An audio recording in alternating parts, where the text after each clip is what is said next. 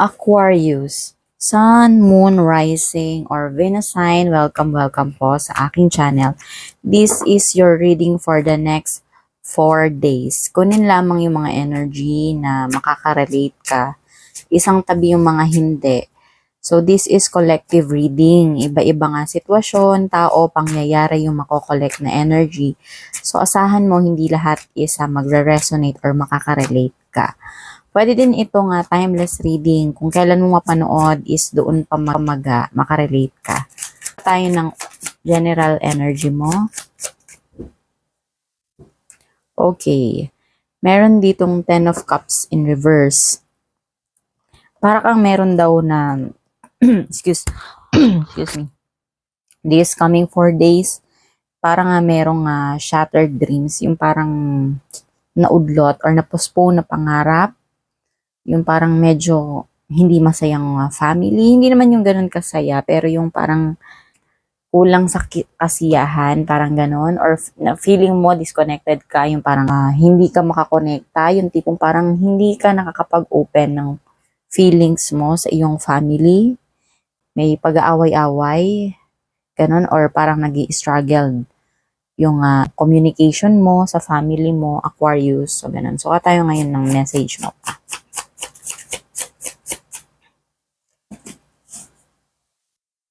So, if ganon, isipin mo na lang daw na tomorrow is another day. Itulog mo na lang muna yan daw ngayon, Aquarius, no? Kasi parang gusto mong mag-open ba sa family mo. Family is not always naman yung blood-related. Pwede din yung workmates mo na parang tinuturing mo na family, ganyan. Yung close friends mo na tinuturing mong family. Ganon, na parang meron kayong pagtatampuhan nga, no? Ito yung general energy mo, yung 10 of Cups in reverse, no? So, hindi ka makapag-open, meron kang gusto i-open or parang feeling mo upset ka. So, isipin mo na lang daw na tomorrow is another day, no? You have rights, no? Meron ka rin daw sigurong pananagutan kung bakit parang meron bang pag-aaway-away sa family ninyo ngayon. Ganyan. Isipin mo daw na meron ka ring pananagutan, no? May obligasyon ka rin, or meron din silang ginagawa siguro, busy lang sila, no? Yung tipong, ayan, no? Parang meron ba nga sa family nyo dito, may doktor, no? Yung, or abroad, no? Abroad yung nakikita ko nga dito eh.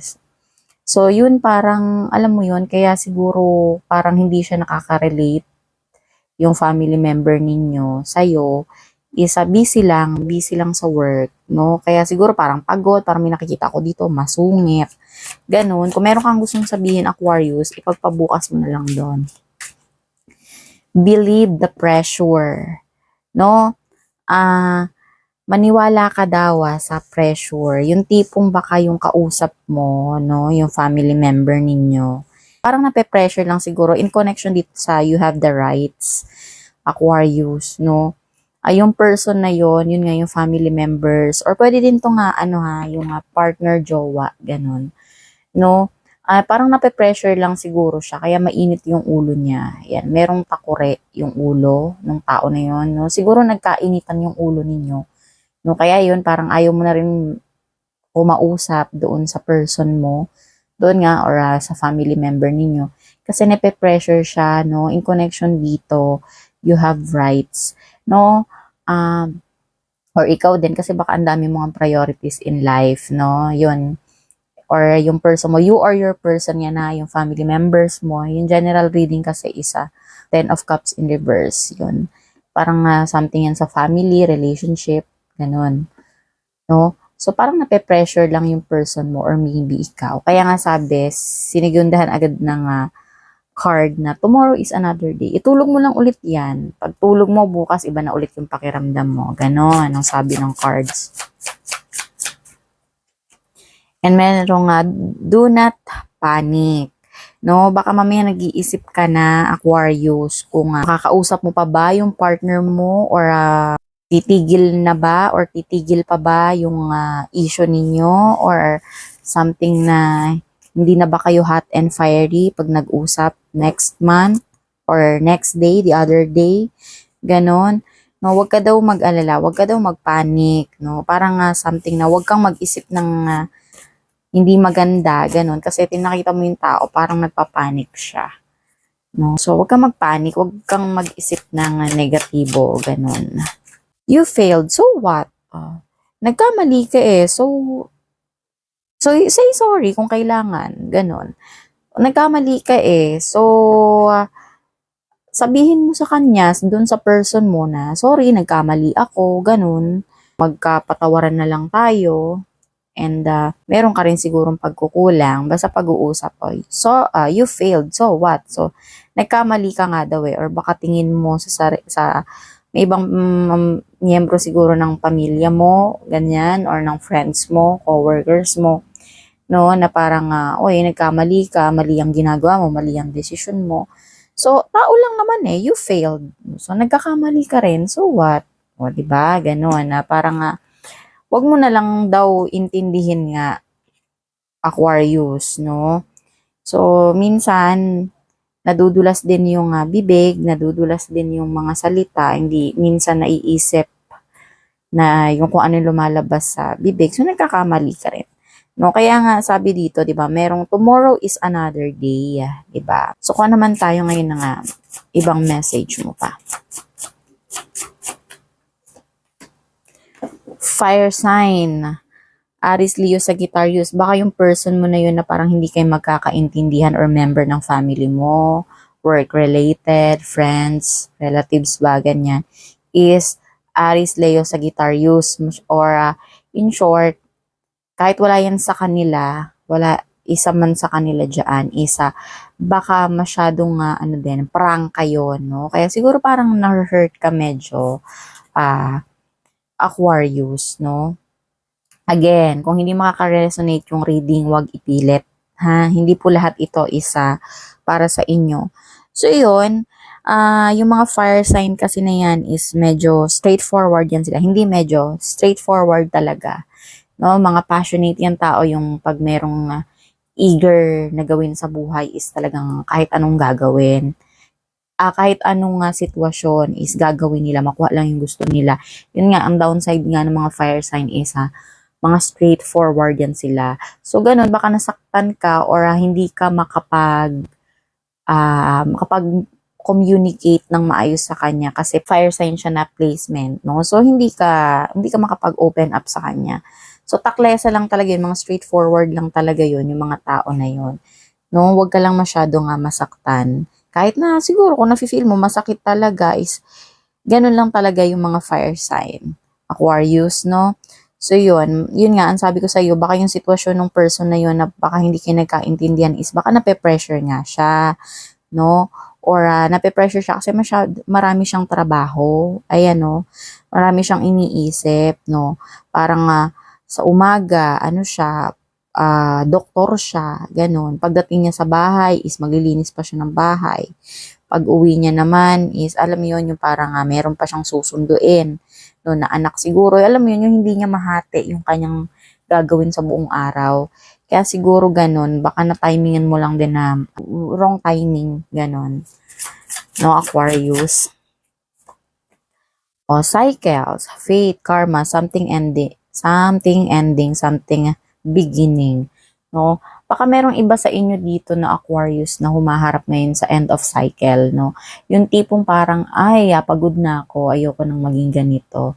Okay, simula ngayon is magtitipid na ako. Parang ganun. So, merong nag-end na cycle. Meron din magsisimula. Pero in relation dito sa readings mo na ito is, alam mo yun, baka magkaintindihan kayo, no? Baka makita mo din yung sitwasyon niya na yun nga, yung dati hindi mo siya naiintindihan. Pero ngayon, baka may sitwasyon sa buhay ninyong dalawa na makita mo kung bakit ganun siya magsalita sa'yo, bakit hindi kayo nagkaintindihan, bakit umabot kayo sa sitwasyon na parang hot and fiery, yung parang hindi kayo makapag-open sa isa't isa.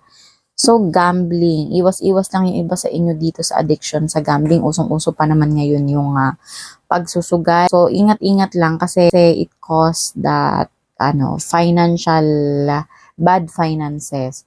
So, pag bad finances is Hindi lang yan na parang mawawalan ka. Buti sana kung ikaw lang, 'di ba? Masama pa nga rin yun eh, 'di ba? Kung ikaw lang yung apektado doon. Eh paano kung meron kang pamilya, 'di ba? 'Yun. So ingat-ingat lang or baka merong iba sa inyo dito na family member, no, hindi ninyo alam na meron na nagsusugal sa pamilya ninyo, no? O yun, baka ito din, in connection dito sa inyong tarot reading Aquarius is yun nga, baka nape-pressure siya kasi marami na siyang utang kasi nga, yun, no, na ano na siya, lubog na siya sa gambling. No, merong Mercury retrograde. 'Di ba sabi ko kanina parang nga may komunikasyon dito na parang ang hirap-hirap sa inyo. Kasi merong nga may Mercury retrograde na nangyayari daw. Siguro pagdating to sa kanyang sa kanyang planetary alignment, ganon, no? Yung Mercury is about communication 'yan. Ang Mercury retrograde, ang ibig sabihin nito is yung pag-ikot ng Mercury sa Sun is bumaliktad. So, ganun, isipin mo na lang daw is parang sa birth chart niya siguro is merong placement ng Mercury retrograde. No? Kaya parang merong issues regarding sa communication or everything or basta mga issues ng electronic. Ganun ba kaya nasira yung sasakyan ninyo or niya. Kayo nag-cause din siguro na nagkainitan kayo. Yun, no? Dahil daw yun sa Mercury retrograde. Kapat na yung tarot. Ay naman. Caution. Find out more information. Don't overwork yourself. No? So, ano lang, meron lang pag-iingat. No? Baka mamaya, yun nga, hindi mo naman pa inaalam yung sitwasyon. No? Kung bakit galit yung kausap mo. At ikaw din, bigla ka na lang din nagalit. Aquarius, no? So, dahil sa galit mo, parang hindi ka na siguro nakakatulog. Ganon. No? Alamin mo daw muna yung bawat sitwasyon na nangyayari sa person mo, sa inyong dalawa, no? Kasi, mag-ingat ka kasi baka mamaya yun nga, hindi ka na nakakatulog. No? Yung tipo meron ka palang, alam mo yun yung something na madali or makasama rin sa iyong sarili, gano'n, no? Tapos, yun nga, maghanap ka nga daw ng ng mga informasyon, no? Intindihin mo din yun. Information is about na parang pag-iintindi, gano'n, Aquarius, no? Yung tipo nga, wag mo din daw i-overwork yung sarili mo. Wag ka masyado nga, yung trabaho ng trabaho, alagaan mo din yung iyong sarili. No? So, this is your reading for the next 4 days. So, yun lang. Thank you.